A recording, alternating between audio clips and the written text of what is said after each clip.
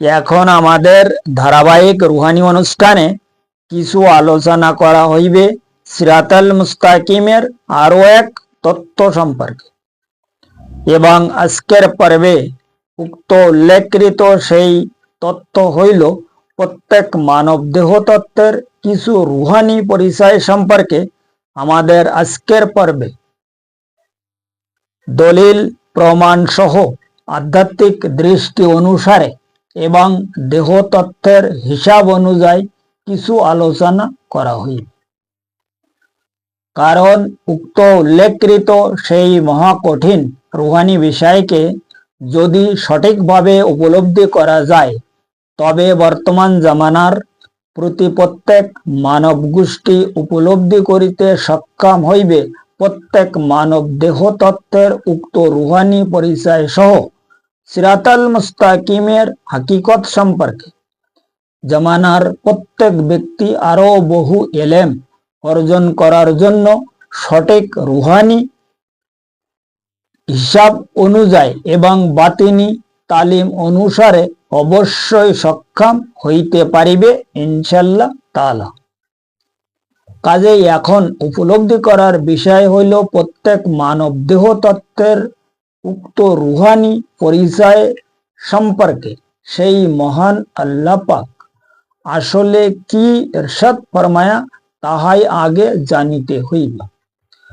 তবে উক্ত রুহানি তত্ত্বের সঠিক পরিচয় পরিষ্কারভাবে জানা যাইবে, নচেত আর অন্য কোনো হিসাব অনুযায়ী উক্ত রুহানি তত্ত্বকে জানা কোনো মতে সম্ভব নহে। তাহাই ব্যক্তি যত বড় আলেমদারি হোক না কেন এবং যত পাহাড় সমান বিদ্যার মহাপণ্ডিত হোক না কেন, মানব দেহর সঠিক রুহানি তত্ত্বকে মানব গোষ্ঠী উপলব্ধি করিতে কোনো মতে সক্ষম নহে। কারণ উক্ত মহাকঠিন হাকিকত সম্পর্কে সেই মহান আল্লাহ পাক সিরাতাল মুস্তাকিমের প্রমাণ সহ সঠিক রুহানি তালিম অনুযায়ী পবিত্র ধর্মের বাতিনি রাস্তাকে ইশারা করিয়া দেহতত্ত্বের হিসাব অনুসারে অর্থাৎ ইলমে তাসাউফ মতে তাহার সেই মহা অসীম লাদুনী শক্তিকে হাসিল করার সঠিক অনুসন্ধান হিসাবে তিনি খোদ সতর্ক সহ ইরশাদ ফরমায়া, লাকাদ খালাকনাল ইনসানা ফি আহসানি তাকওয়িম, অর্থাৎ সূরা ৩-এর ৪ নম্বর আয়াতে সেই মহান বারে ইলাহি দুনিয়ার প্রত্যেক মানব গোষ্ঠীগুণকে তিনি সঠিকভাবে ইরশাদ ফরমায়া, আমি মানব গোষ্ঠীগুণকে খুব সুন্দর সুরত দ্বারায় সৃষ্টি করিয়া তাহাদের জ্ঞান বিবেক সহ বহু চিন্তা এবং গবেষণা করার জন্য আমার সঠিক ক্যাশ শক্তিকে আমি তাহাদের প্রদান ফরমায়া, যাহাতে তাহারা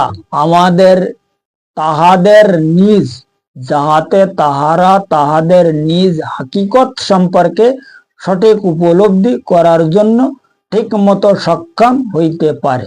যার কারণে সেই মহান নবী পাক সাল্লাল্লাহু সাল্লাম তাহার সেই মহা অসীম জবান মোবারকে তিনিও এক হাদিসে ইরশাদে গ্রামীণ ফরমায়া, ইন্নাল্লাহা খালাকা আদামা আলা সুরাতি। এই হাদিস কুদসির মাধ্যমে সেই মহান আল্লাহ পাক খোদ ইরশাদ ফরমায়া, অর্থাৎ তিনি ইরশাদ ফরমায়া, আমার নিজ সুরত দ্বারায় আমি আদমকে সৃষ্টি ফরমায়া, তাহাকে আমি আমার খিলাফত প্রদান সহ আমার সমস্ত সৃষ্টি হইতে তাহাকে আমি শ্রেষ্ঠ সম্মানে সম্মানিত ফরমায়া। কারণ উক্ত আদম হইল আমার সমস্ত সৃষ্টির মধ্যে সর্বশ্রেষ্ঠ সৃষ্টিজীব।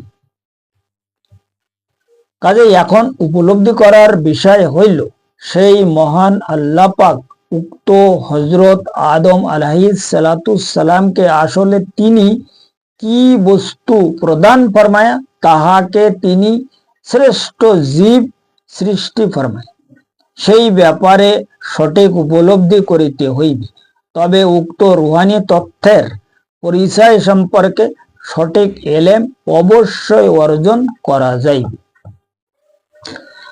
কারণ আজকের প্রোগ্রামে আমি যে পবিত্র আয়াতকে উল্লেখ করিয়াছি, উক্ত পবিত্র আয়াতের মধ্যে যে তাক শব্দকে সেই মহান আল্লাহ পাক ইরশাদ ফরমায়া, তাহার উক্ত পবিত্র শব্দের মানে হইল প্রত্যেক মানব দেহর সিনা। এই মানব দেহর সিনার দুই পাশ, অর্থাৎ যাহাকে বাংলা ভাষায় পাজর বলে আর উর্দুতে পসলি বলে। কাজেই প্রত্যেক মানব দেহর উক্ত সিনার দুই পাশে 20খানা হাড় রয়েছে এবং উক্ত 20খানা হাড়ের মধ্যে 16টি স্থান রয়েছে। উক্ত স্থানে সেই মহান আল্লাহ পাক স্থানকে সেই মহান আল্লাহ পাক তাক বলিয়া ইরশাদ ফরমায়া সূরা 3-এর 4 নম্বর আয়াত। কারণ উক্ত 16টি স্থানে 16 জন বাতিনি রুহকে তিনি রুহানি হিসাব অনুযায়ী গোস্তিত ফরমায়। তাহার সেই গোস্তিতকৃত 16 জন রুহুর কারণে আমাদের সেই আদি পিতা হজরত আদম আলাইহিস সালামকে তিনি শ্রেষ্ঠ জীব হিসাবে দুনিয়ার জমিনে সৃষ্টি ফরমায় এবং প্রত্যেক বনি আদমের সিনার মধ্যে তাহার সেই 16 জন রুহগুণকে তিনি অবশ্যই গোস্তিত ফরমায়, যার কারণে আদম সন্তান আশরাফুল মাকলুকাত হিসাবে সৃষ্টি, আশরাফুল মাকলুকাত কিংবা উৎকৃষ্ট সৃষ্টিজীব। কাজে উক্ত উল্লেখকৃত রুহুগুণকে সবাল করিতে সক্ষম হইলে তখন উৎকৃষ্ট সৃষ্টি জীব হিসাবে সঠিক দাবি করা যাইবে, নচেত কোনো উৎকৃষ্ট নহে, কেবল নিকৃষ্ট।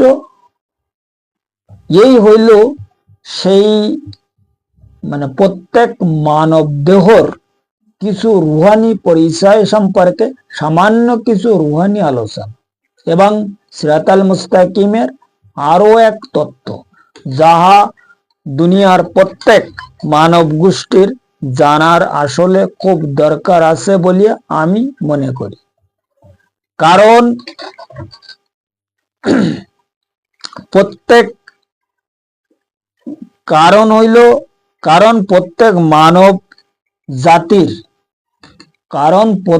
মানব জাতির পরিচয় হইল মানব দেহর আত্মার সঙ্গে, যাহার কারণে সেই মহান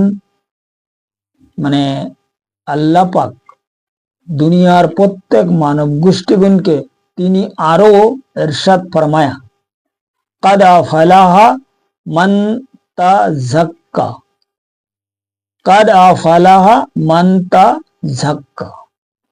অর্থাৎ তিনি ইরশাদ ফরমায়া যে কামিয়াবি সেই ব্যক্তি হইবে যাহারা তাহাদের নিজ আত্মা অর্থাৎ রুহুকে সঠিকভাবে পাক পবিত্র অর্থাৎ নফসের তাজকিয়া এবং কলবের তাসফিয়া সহ হক্কুল ইয়াকিন হাসিল করিতে সক্ষম হইয়াছে।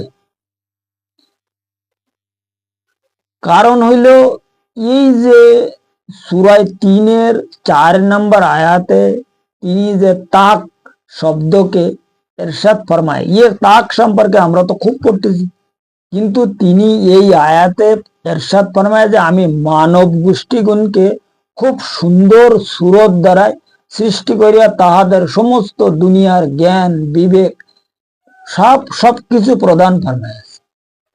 এখন এখানে জ্ঞান বিবেক চিন্তা গবেষণা এবং উনি বলতে চাচ্ছে যে আমার যে ক্যাশ শক্তিকেও তাহাদের আমি প্রদান ফরমাইয়াছি। কাদের? মানব জাতিদের। এখন আমরা যে মানব জাত, আমরা আশরাফুল মাকলুকাত, এ ব্যাপারে মানে সূরা বনী ইসরাইলের মধ্যেও তিনি পরিষ্কারভাবে ইরশাদ ফরমায়া যে আদম আওলাদগুনকে আমি সর্বশ্রেষ্ঠ সম্মান প্রদান ফরমাইয়াছি। এখন আমরা তো সম্মানিত কিভাবে? আমাদের আদি পিতা হযরত আদম আলাইহিস সালামের কারণ। এখন হযরতে আদম আলাইহিস সালামকে তিনি কিভাবে উৎকৃষ্ট সৃষ্টিজীব হিসাবে সৃষ্টি ফরমায়, তো আমাদের জানার আসলে দরকার। এখন উৎকৃষ্ট সৃষ্টিজীবের একমাত্র পরিচয় এই সূরা 3-এর 4 নম্বর আয়াতে তিনি পরিষ্কারভাবে প্রমাণ দিয়েছে এবং হাদিস কুদসির মাধ্যমে লাস্টে এই আয়াতের মানে ফিনিশিং দিয়েছে যে ইন্নাল্লাহ খালাকা আদামা আলা সুরাত। তিনি খোদ ফরমায়া যে আদমকে আমার নিজ সুরতে আমি সৃষ্টি ফরমাই। এখন আমরা যদি আমাদের এই সিনার মধ্যে বা আমাদের দেহর মধ্যে যে সমস্ত হিস্টোরি আছে, মানব জাতির যে কাহিনী দেহকৃত যে রুহানি ফাংশন আমাদের মধ্যে, সেই মহান বারে এলাহি তার ফেরেশতাদের মাধ্যমে তিনি সৃষ্টি ফরমায়, এই ব্যাপারটা যদি আমরা সঠিকভাবে জানিতে সক্ষম না হয়, তাহলে আমরা কিভাবে আমাদের যে আমরা যে আশরাফুল মাকলুকাত আমরা কিভাবে দাবি করব? এখন আমরা তো মানব জাত। এখন যে জাতি তাহার নিজের পরিচয় সম্পর্কে সে উপলব্ধি করিতে সক্ষম নয়, সে কিভাবে তার নিজের অস্তিত্ব, নিজের যেটা হিসাব নিকাশ, এটা সে কিভাবে উপলব্ধি করিতে সক্ষম হইবে? কারণ কোন ব্যক্তি সেই সময় উপলব্ধি করিতে সক্ষম হবে সে যখন তাহার নিজ মতলব হাকিকত সম্পর্কে উপলব্ধি করিতে সক্ষম হইবে। কারণ এখানে পরিষ্কারভাবে যদি লক্ষ্য করা যায়, তাহলে একটা জিনিস আমাদেরকে উপলব্ধি করিতে হইবে যে আমাদের সৃষ্টির ভিতর, আমাদের যে সৃষ্টি ফরমায়া, আমাদের এই যে দেহ, এই দেহ তো শুধুমাত্র একটা এনার্জি, এই দেহর তো কোনো মূল্য নেই। কারণ কি? এই দেহ মতলব উপর থেকে আসেনি, না উপরে যাবে। আর এই দেহ একদিনে এত বড় হয়েছে, ধীরে ধীরে বড় হয়েছে, ধীরে ধীরে আমরা এত বড় হয়েছে। প্রথমে তো আমরা ছোট্ট একটা বাচ্চা হিসাবে দুনিয়ার জমিনে মায়ের পেটের থেকে ভূমিষ্ঠ হয়েছি। এখন ওই যে ছোট বাচ্চা মায়ের পেটের মধ্যে কিভাবে আমরা মানে সৃষ্টি হয়ে আছি, এ ব্যাপারে আমাদের কোনো জ্ঞানটা নেই। আমরা তো কেবল শুধু জানি দুনিয়ায় মানে আমরা আইছি, আর এই দুনিয়ার যে হিসাব কিতাব, এই আসমান জমিন যা কিছু দেখতেছি, এর মধ্যে আমরা জীবন যাপন করতেছি। কিন্তু আমাদের যে হাকিকত কি, আমরা যে কে এবং আমাদেরকে কি জন্য তিনি সৃষ্টি ফরমায়া, এ ব্যাপারে আমরা কেউ চিন্তা ভাবনা করি। কারণ আমরা কেবল জানি যে আল্লাহ পাক আমাদের সৃষ্টি ফরমায়া, তাহার ইবাদত বন্দেগী নামাজ রোজা যদি ঠিকভাবে আমরা করিতে সক্ষম হই, তাহলে আমরা জান্নাতে যেতে পারব। এখন আমরা যা কিছু ইবাদত বন্দেগী করতেছি কেবল জান্নাতের আশা, আমাদের অন্য কোনো চিন্তা ভাবনাটা নেই যে আমি কে, আমাদের হিস্টোরি কি, আল্লাহ পাক আমাদেরকে কি জন্য সৃষ্টি ফরমায়া, এ ব্যাপারে আমরা কোনো চিন্তা ভাবনা করি। কারণ ইবাদত বন্দেগীর যেটা হিসাব কিতাব সেটা কোরআন হাদিস আছে, কোরআন শরীফে পরিষ্কার বলিতেছে, হাদিস শরীফের মধ্যে হুজুর পাক ফরমাই গেছে। কিন্তু কোরআন শরীফে যেটা বলা আছে এবং হুজুর পাক যেটা ফরমাই গেছে, এই ব্যাপারে তো আমরা কেউ আসলে মানি কিনা সেটা আমরা জানি। কারণ আমাদের হিসাব কিতাব ইবাদত বন্দেগীর যেটা হচ্ছে সেটা কেবল আমাদের ব্যক্তিগত চিন্তা ভাবনা অনুযায়ী। আর আমরা ইবাদত করতে কি জন্য? জাহান্নামের ভয়তে আর জান্নাতের আশায়। এখন কেবল আমাদের দরকার হচ্ছে জান্নাত। আমরা যে কে, আমাদের পরিচয় কি, আমাদের হাকিকত কি, এটা আমাদের দেখার সময়টা হয়নি। কারণ আমাদের মধ্যে যে এই যে সূরায় 3 যে তাক শব্দ, তাক মানে কি, এটা কি, এটা কি বলতো আমরা খুব সুন্দর করে তাক উইম পড়তেছি। এই যে তাক উইম, এই তাকে আছে এই আমাদের সিনার দুই পাশে, এই যে দুই পাজর বলি আমরা, এখানে যতগুলো হাড় আছে, একটা প্র্যাকটিক্যাল দলিল। যদি কেউ মানব দেহর সিনার হাড়গুলো একটু ভালোভাবে গুনে দেখে, তাহলে বুঝতে পারবে যে আমি যে কথা বলেছি, যে এই সিনার দুই পাশে 20খানা হাড় রয়েছে। এ পাশে 10খানা আর ওই ধারে 10খানা। আর এই 20খানা হাড়ের মাঝখানে 16টা ফাঁক আছে, এধারে 8টা ওধারে 8টা। এই 16টা ফাঁক কি জন্য? এখানে এই যে আমাদের মধ্যে যে 16 জন রুহু রয়েছে, কি কি কি? কলব, রুহু, শির, খফি, আকফা, আনা, নফস। এই গেল 7 জন, যেটাকে আমাদের অরিজিনাল লতিফা। আর এদের 9 জন খলিফা রয়েছে, কলবে সেলিম, কলবে মুনিব, কলবে শহীদ, নফসে লাবামা, নফসে মুলিমা, নফসে মুতমাইনা, রুহে জামাদি, রুহে নাবাতি এবং রুহে হাইমানি। এই 9 জন খলিফা আর 7 জন লতিফা, টোটাল 16 জন রুহুকে আমাদের এই সিনার যে দুই সাইডে পাজরে যে 16টা ফাঁক রয়েছে না, এই ফাঁকে তারা বসবাস করে। যে কারণে এখানে বলা হয়েছে তাকওয়িম। এ ব্যাপারে যদি কেউ ভালোভাবে বোঝার জন্য আমার সঙ্গে আলোচনা করে, আমার মানে কাছ থেকে সে জানতে চায়, তারে প্র্যাকটিক্যাল দলিল সহ দেখাই দেওয়া হবে। শুধু শোনানে না, যদি কেউ দেখতে চায় তাকে দেখাই দেওয়া হবে যে এই যে রুহুর, এই যে 16 জন রুহু, এদেরকে আল্লামুল আসমা বলে। যে রুহু গুণকে হযরত আদম আলাইহিসসালামকে প্র্যাকটিক্যাল ভাবে প্রদান করা হয়েছিল, কারণ তিনি কোনো মায়ের পেটের থেকে বাইরে আছেন। আদম আলাইহিস সালাম কোনো মায়ের গর্ভধারিণী না, তাহাকে আল্লাহ পাক ফেরেশতার মাধ্যমে সৃষ্টি ফরমায়। আর তিনি ছোট হয়নি না, ওই একে ছোটবেলার থেকে বড় হয়নি, একবারে তারে কমপ্লিট সৃষ্টি ফরমায়। কিন্তু আমরা যে এরপরে আল্লাহ মাস্টার প্ল্যানিং ভাবে আমাদের মধ্যে এই নফস রাখা হয়েছে, এই নফসের কারণে, নফসের হিসাব অনুযায়ী, নফসের মাধ্যমে আমরা তৈরি হচ্ছি। কথা বোঝা গেছে? এখন সৃষ্টি হচ্ছি কিভাবে? সৃষ্টি হচ্ছি আল্লাহ পাক যেমন হযরতে আদম আলাইহিসসালামকে মালাকুত মুকামে জান্নাতের মধ্যে তাহার ফেরেশতাদের মাধ্যমে যেভাবে সৃষ্টি ফরমাইয়াছিলেন, ঠিক তদ্রূপ কায়দায় আমাদের একটা মানে আদম সন্তানকে, বনি আদম যাহাদেরকে বলা হয়, এরা আমরা সৃষ্টি হইতেছি। আর এই বনি আদম সৃষ্টি সম্পর্কে আমার এর আগেও কথা বলা আছে, মানে আমি এটা একটা পয়েন্টে পয়েন্টে বিলকুল একটা আলোচনা করিয়া রাখিয়াছি। যদি কেউ এই ব্যাপারে জানিতে চায়, পরিষ্কার ভাবে আমার চ্যানেল সার্চ করলে বনি আদম সৃষ্টি সম্পর্কে ভিডিও চলে আসবে। সেখানে কথাবার্তার ক্লিয়ার খুলে বলা আছে যে কিভাবে আমরা মায়ের পেটের থেকে জন্ম নিয়েছি, কিভাবে আমরা এই দুনিয়ার জমিনে ভূমিষ্ঠ হইয়াছি। এখানে একটা বিশাল হিস্টোরি আছে, যে হিস্টোরি এখানে আলোচনা করার কোনো দরকার নেই, এই আলোচনা আমি এর আগেই করে রেখেছি।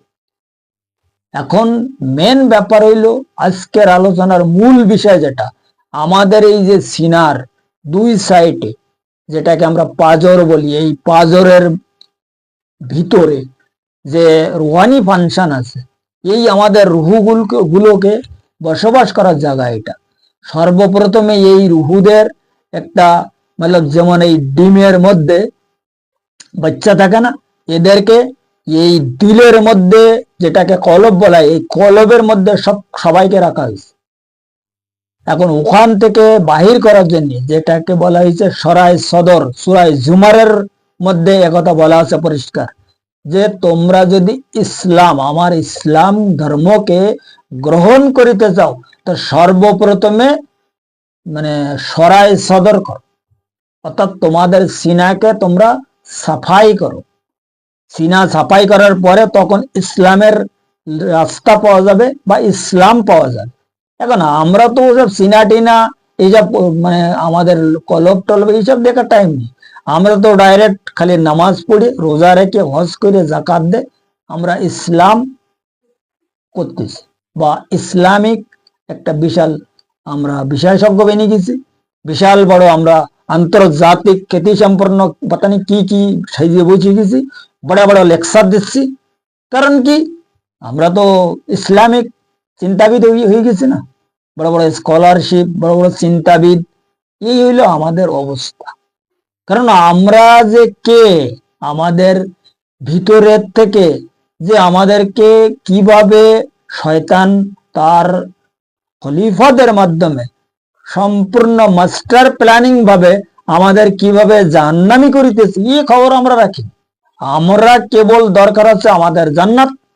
আমরা ইসলাম ধর্মের মানুষ, আমার বাপ ছিল মুসলমান, আমার দাদাও ছিল মুসলমান, আমিও ওই ঘরে জন্মগ্রহণ করিয়াছি, তা আমিও একজন বিশাল বড় মুসলমান, এবং আমি ইসলাম ধর্মের উপরে অনেক পড়ালেখা করেছি।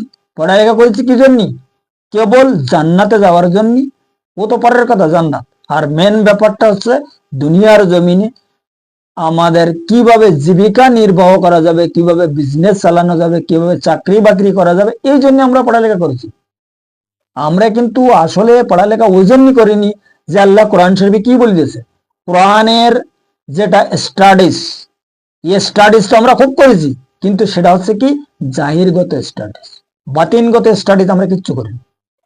কারণ কোরআনের স্টাডিজ যদি বড় বড় ইউনিভার্সিটি থেকে করি কোরআনকে বোঝা যেত, তাহলে হুজুর আকরাম সাল্লাল্লাহু আলাইহি ওয়াসাল্লাম বহুত বড় বড় ইউনিভার্সিটি তৈরি করে যেতেন, কোরআনি ইউনিভার্সিটি। কিন্তু ওনার ইউনিভার্সিটি ছিল কোন জায়গায়? এটা হচ্ছে হীরা গুফা। এখন আমরা ওই হীরা গুফার যে ইউনিভার্সিটি, হীরা গুফার যে পড়া, এই পড়া তো আমরা কেউ করিনি। আর ও পড়া কোথায়? মক্তবে ইশকে। আর মক্তবে ইশ কোথায়? আমাদের এখানে, এই সিনার বাম সাইডে, যেটাকে লতিফায় কলব বলা।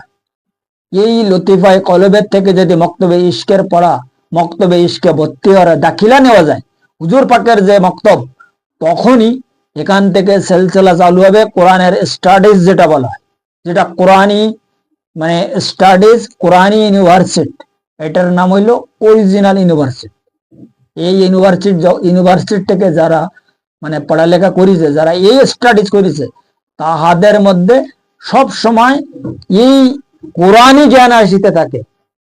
এখানে বলেছে খোলাক্তুল উলামা মেন সুদুরি, এই ওনার সিনার সঙ্গে যাহার সিনার রুহানি সম্পর্ক স্থাপিত হইয়াছে, ওরাই কেবল কোরআনি স্টাডিজ করিতে সক্ষম হইয়াছে, এবং ওরাই কোরআনের মগজ পাচ্ছে।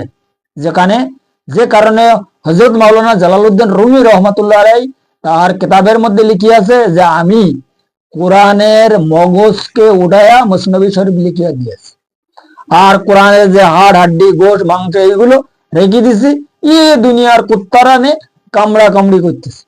এখন আমাদের যে 3-13 ফেরকা, এই 3-13 ফেরকাদের তিনি কুত্তা ফরমায়া। কে ফরমায়া?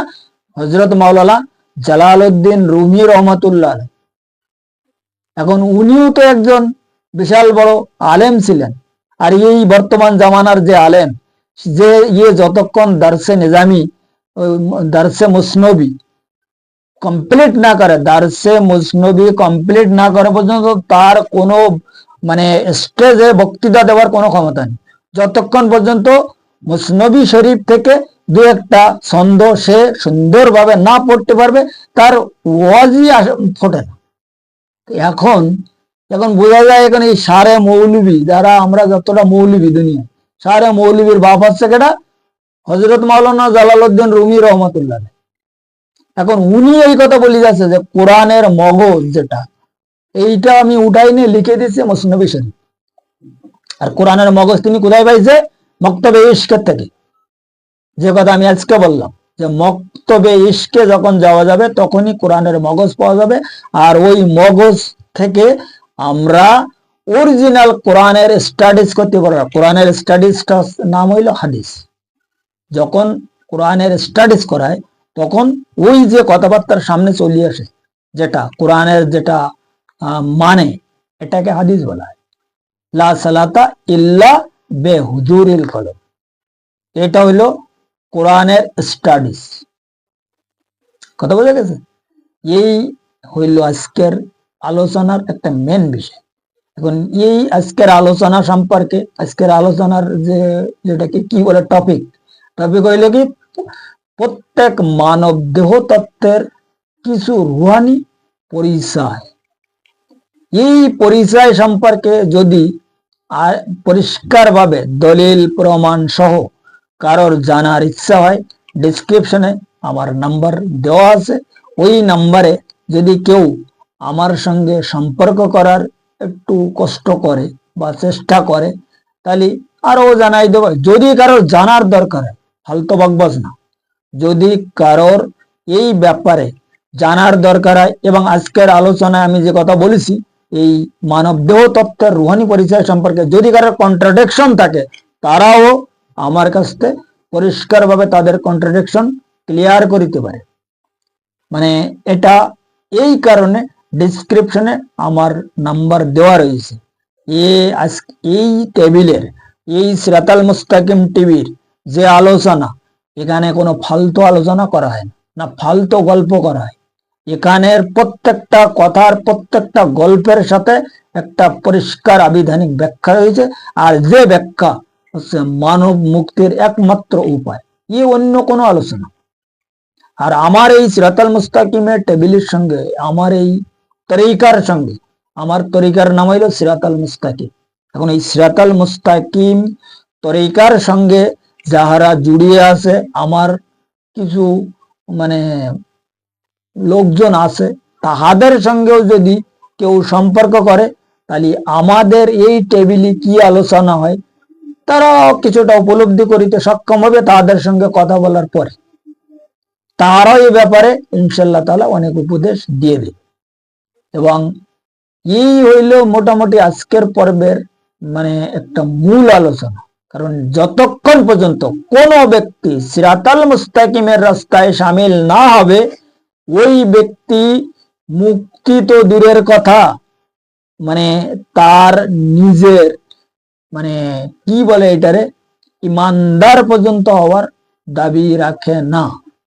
কারণ এই ইমান এমন একটা জিনিস, পিরানে পীর দস্তগীর বড় পীর আব্দুল কাদের জিলানী রহমতুল্লাহ আলাইহি হুজুর সৈয়দনা গাউস পাক আল্লাহর কাছ থেকে 70 বার ওয়াদা করাইছে যে তুমি আমার সঙ্গে ওয়াদা করো যে আমার কোনো মুরিদ বিনা ইমানের জন্য কবরে না আসে, তাহলে আমি তোমার হেদায়েতের দায়িত্ব নিতে পারি।